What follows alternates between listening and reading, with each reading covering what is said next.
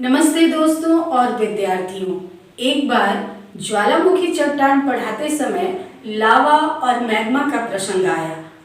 तब किसी विद्यार्थी ने प्रश्न किया, मैम, मैग्मा और लावा तो एक ही चीज है, फिर दो अलग अलग नाम क्यों? बात में तो दम है।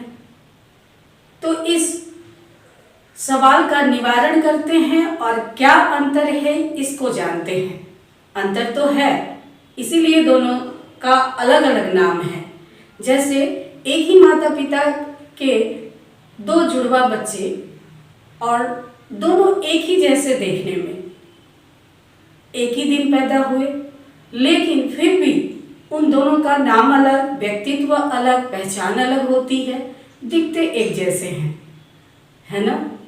अंतर तो होता है। तो अंतर जानते हैं। पहले बात करते हैं मैग्मा की। मैग्मा वो गाढ़ा चिपचिपा गर्म पदार्थ, तरल पदार्थ जो पृथ्वी के अंदर होता है और पृथ्वी के अंदर मैंटल और क्रस्ट के चट्टानों के पिघलने के कारण होता है। और यही मैग्मा जब सतह को फोड़कर ज्वालामुखी के रूप में बाहर निकल आता है तो उसका नाम हो जाता है लावा। तो पहले जानते हैं मैग्मा के बारे में। तो मैग्मा जो है मेंटल और क्रस्ट के पिघलने से गाढ़ा, चिपचिपा और गर्म तरल पदार्थ जो कि मोटे कणों से बनता है, जिनको प्लूटोनिक चट्टानें या इंट्रूसिव चट्टानें कहते हैं, इनसे बनता है, यानी मैग्मा से बनता है। कहाँ बनता है?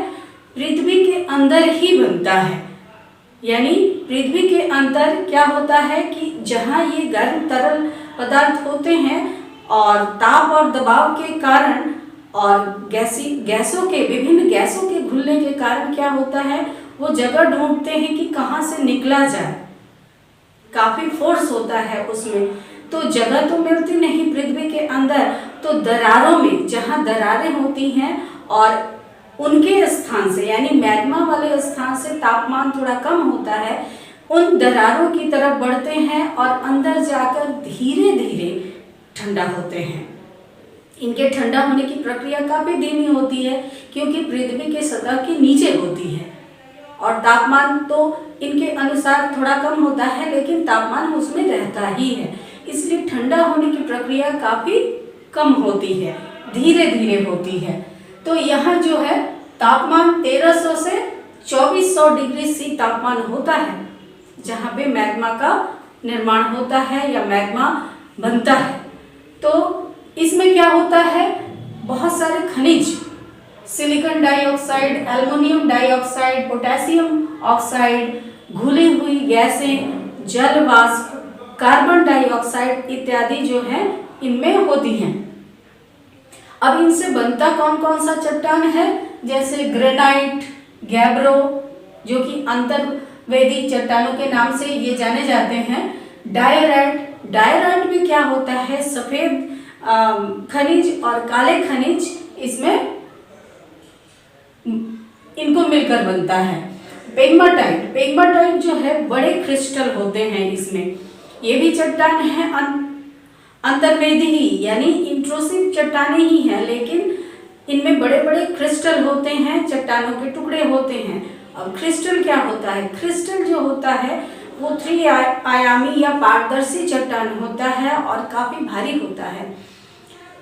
तो ये है मैग्मा, पता चला। अब यही मैग्मा रास्ता ढूंढता है कि कहाँ से निकले। काफी ताप और दबाव के कारण काफी फोर्स होता है, लेकिन चूंकि नहीं मिलता उसे जगह निकलने की, इसलिए क्या करता है, दरारों में जाकर घूमने लगता है, ठंडा होने लगता है। लेकिन यही मैग्मा को जब वो स्थान मिलता है, कौन सा स्थान? कमजोर स्थान, यानी पृथ्वी का कमजोर स्तर, जहाँ से कमजोर स्तर या सतह, जहाँ से वो उस सतह को तोड़कर ज्वालामुखी के रूप में बाहर निकलता है। और ज्वालामुखी के रूप में जब बाहर निकलता है तो पृथ्वी की सतह पर आकर वो क्या कहलाता है? लावा कहलाता है। जब ज्वालामुखी से बाहर निकलता है तो लावा कहलाता है। इसका नाम स्वरूप बदलने लगता है। तो नामकरण हो गया लावा। अब लावा जो है जब बाहर निकलता है ज्वालामुखी से तो पृथ्वी के वातावरण में आता है, यानी तापमान बिल्कुल अलग हो जाता है। तो पृथ्वी के तापमान में जब आता है सतह के तापमान पे, तो आकर बारीक, चूंकि एकदम अचानक से ठंडा होने लगता है, ज़्यादा ठंडक उसे मिलने लगती है। आंतरिक भाग के मुकाबले ज़्यादा ठंडक ऊपरी भाग पे मिलती है, यानी सतह पर मिलती है। तो क्या हो जाता है कि बारीक एकदम पतला कांच जैसा संरचना शुरू हो जाता है और वैसे चट्टान बनता है। और इसके ठंडा होने की प्रक्रिया जो है काफ़ी तेजी से होती है पृथ्वी के आंतरिक भाग के मुकाबले। उसके बाद ऊपर जब आता है उसका तापमान जो है वो रास्ता तय करते हुए आया, और तापमान जो है उस समय होता है 700 डिग्री से लेकर 1200 डिग्री सी तक। और इसमें इन खनिजों के अलावा भी मैग्नीशियम डाइऑक्साइड होता है। और कौन से चट्टान बनता है? बेसाल्ट। बेसाल्ट चट्टान जो है क्रिस्टलीकृत होने के कारण बेसाल्ट चट्टानें बनती हैं, और इसमें क्रिस्टल का जो अनुपात है या साइज है काफ़ी पतली होती है।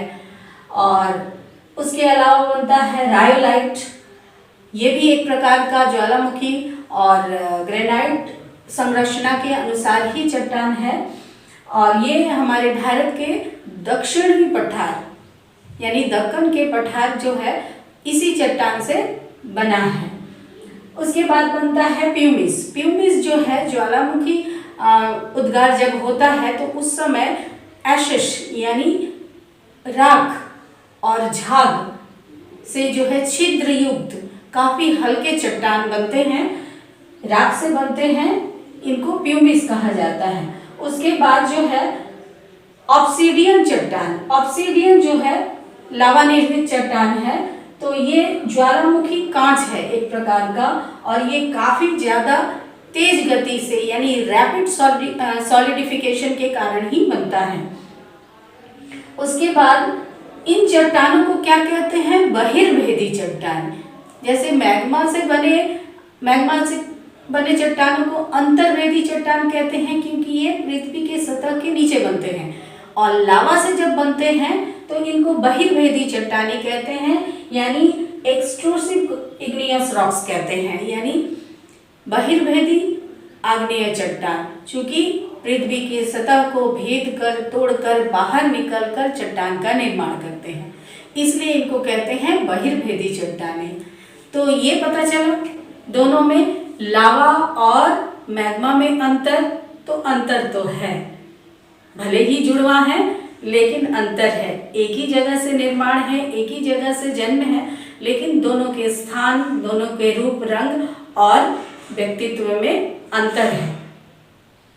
तो ये रहा हमारा मैग्मा और लावा में अंतर। आशा है समझ में आया होगा, और समझ में आया होगा तो ज़रा लाइक करना, शेयर करना, और जो नए हैं मेरे चैनल पे वो सब्सक्राइब भी करना, ताकि मैं उन बच्चों तक पहुंच पाऊं जो किसी भी कारणवश विद्यालय का क्लास नहीं कर पाते या छूट जाता है, या फिर बहुत सारे कारणों से बहुत सारी जानकारियां बच्चों को नहीं मिल पाती हैं। तो उनके लिए हमारे साथ जुड़िए और हमें मदद कीजिए।